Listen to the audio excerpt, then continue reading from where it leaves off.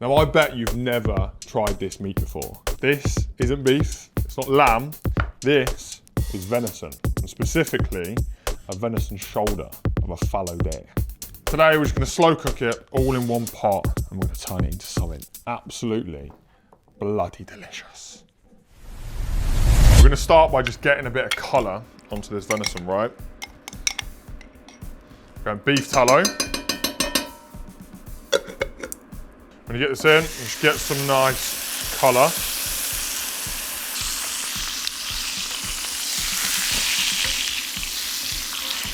You want to be looking a little bit like this. Now, venison is like a really lean meat, okay? It's super healthy, but means that there's not a lot of fat in there, okay? So we want to add as much fat as we can to this dish, basically.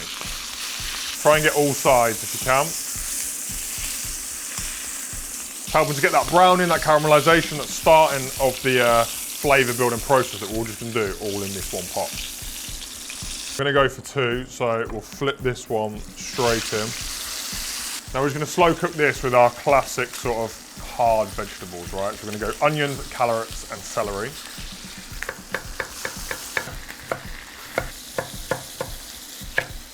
Get our shoulder joints just to the side, let them chill out, and see all this flavour on the bottom of the pan. Just chuck in our carrots, onion and celery. Pinch of the old salty flavours. Black pepper. Get all the flavour up and just soften these down. Now I didn't actually try venison for years, like well into my adult life, and it's like one of those really underrated meats.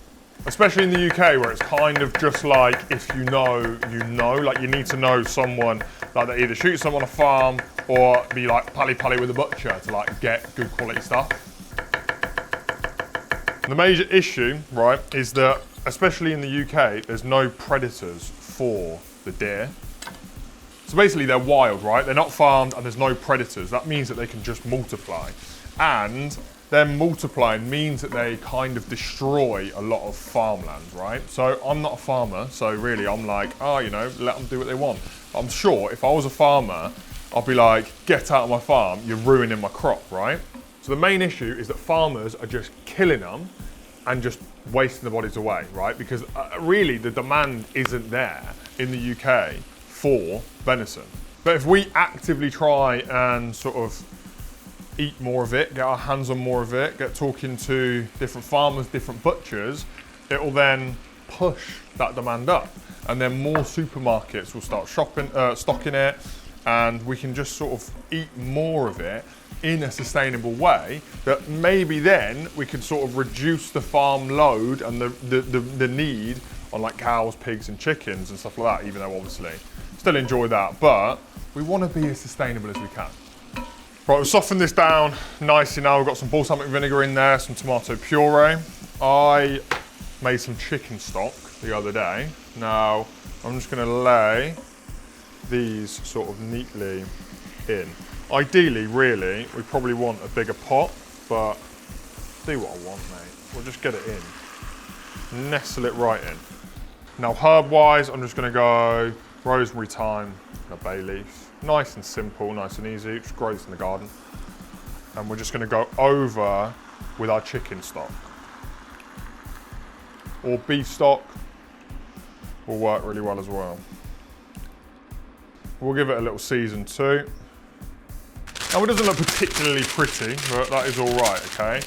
What we want to do with this venison, right? The shoulder is a big working muscle, okay? So it's tough. We need to slow cook it and basically turn that collagen in all the connective tissue to gelatin so we can kind of pull it apart. Now it's not going to be fatty like beef or lamb. That's why we've added more liquid, more fat to it. And we're going to kind of use things like baking paper to really keep that moisture in there with a lid, right? So a little half-assed cartouche, mate. And now we just want to forget about this literally all day, mate. I'm just going to go in the Aga, right? So this bottom oven sits at about 100 degrees. So really, we're probably in there for like at least 4 hours, maybe 5, 6 hours, right? But you could go up to like 150 and then bring it down to about 3 hours, 4 hours. So I might mess around with it and change it around, but just basically leave it until in a bit. Right, now, oh, we're fit and flavoury, mate. Moisture has stayed locked in, and look, we've shrunk right down now.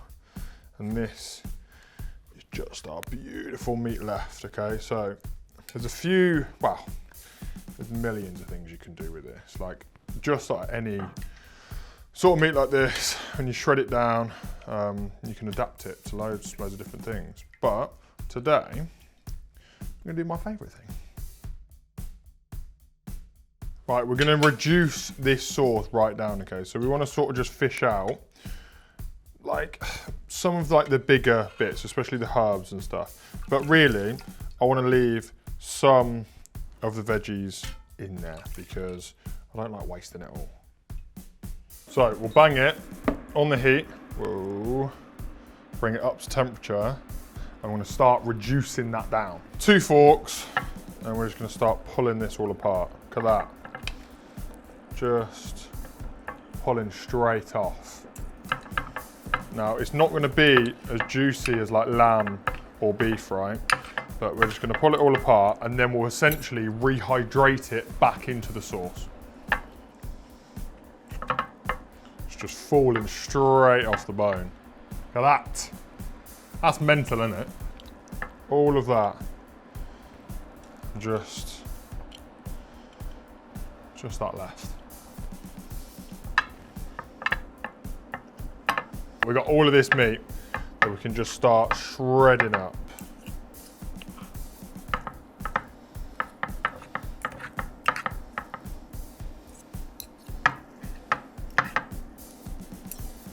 Right, whilst this is just reducing down, right, we'll just soak some juices over the top just to keep it like a little bit moist. You can literally, right, serve that as is on a table, some potatoes, some veggies, and you've got like a nice little roast, right? But that's not what we're doing today. We are in fact gonna make like a nice sort of fresh pasta, but I want like an additional sort of sauce over the top. Olive oil. Brighten it all up with lemon zest.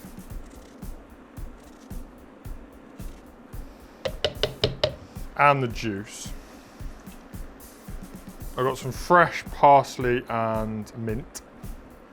A little pinch of chili salty flavours, is quite mild, just a nice little heat. We'll have a little bit of parmesan. Just blend it up. And that is just a beautiful green herby drizzle. So we've reduced this down considerably now, right? But to really thicken it up, we need to reduce it a lot more, but I still want that amount of sauce, right? So a little hack is corn flour into water, give it a good mix. And then basically the corn flour reacts with the heat of the water and thickens up the sauce. So you can see that it's thickening up quite nicely now. We're gonna add some of our meat back in. We don't necessarily need all of it. We can always add more if we need to, but there's a lot of meat here. We'll just fold all of that through. Now my favourite thing is some pappardelle, or just any sort of pasta. Run this through with some extra flavoury pasta water.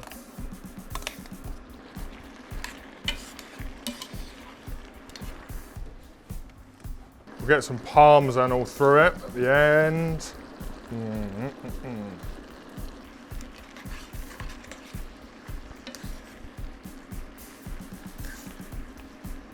We'll get all this plated up.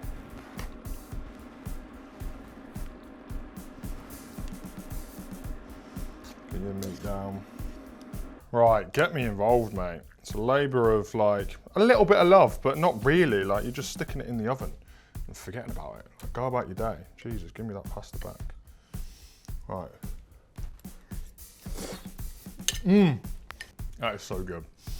That like herby drizzle, whatever you want to call it, and that meat. It's so tender. It's still juicy. Like, even though it's such a lean meat, like, it feels healthy eating it. Right. This, along with hundreds of other recipes, going straight in the Salty Flavours Club. Everything you could possibly need to master the kitchen in a really simple way is in there. Links in the description with a cheeky little discount for you. But in any case, don't forget to subscribe because I'll see you in the next one. Now you crack on, get this made. Love you.